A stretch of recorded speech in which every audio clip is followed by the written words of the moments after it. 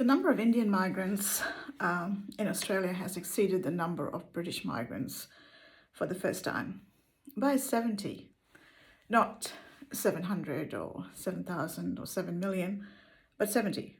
But if you listen to the reaction from the average Australian, you would actually think that it was 7 million. So I guess from that data, we can gauge that until now, the British have been the largest migrant group in Australia. And British migration has been heavily subsidised by the Australian government. Although you don't hear about that, you only hear about these handouts that non-European migrants are getting, which I'd like to add are zero. Non-European migrants don't really get anything, and many of them have to wait years, like 4 years, in order to get job seeker. And they're not subsidised by any benefits.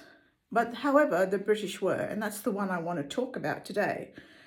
Now, I don't deny that some of the new migrants that come into Australia actually are more skilled in knowing their rights, I guess.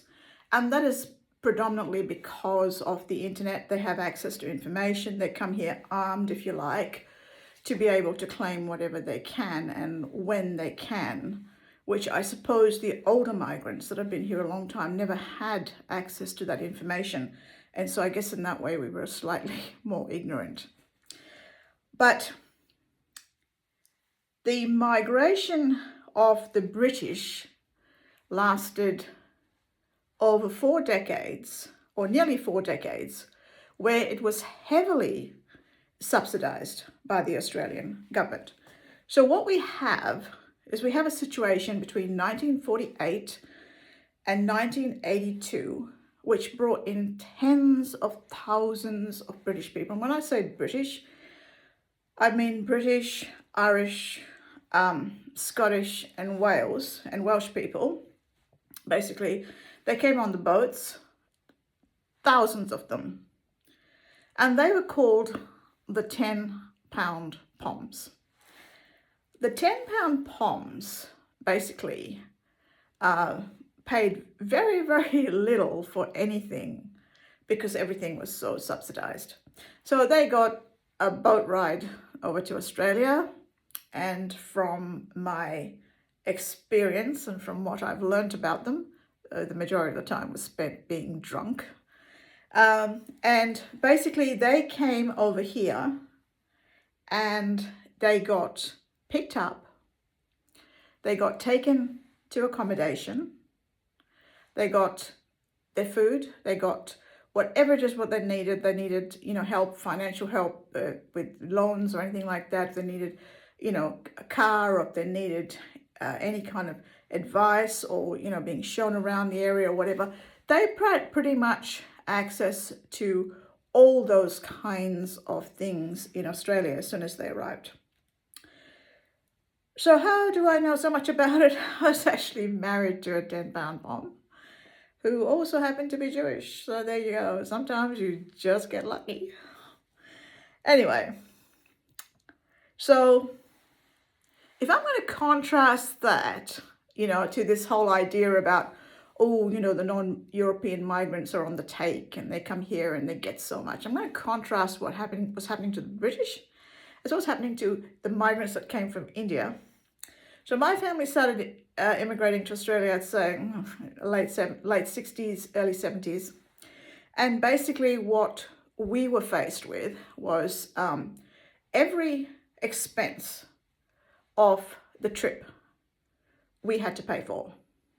And that's fair enough. We didn't complain, So basically, we carried the whole entire weight of our passage and when we arrived here. Now, the Indian government only allowed 60 rupees per person, per individual.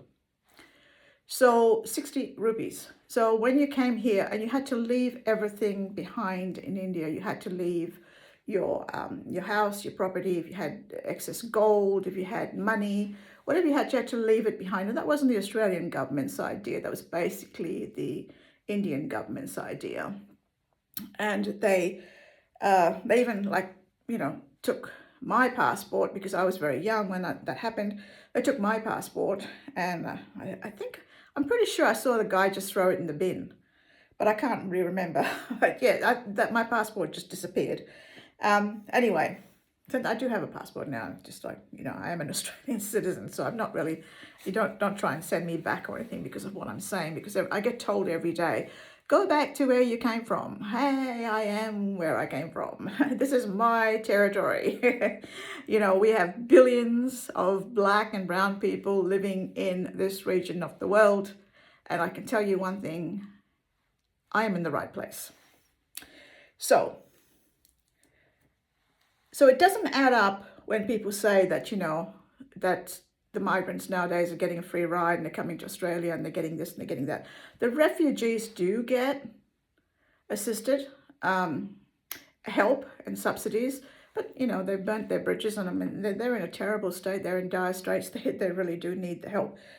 So my conclusion is that the 10-pound poms are still alive, and they're still all around Australia, and they probably supporters of One Nation, I'd say.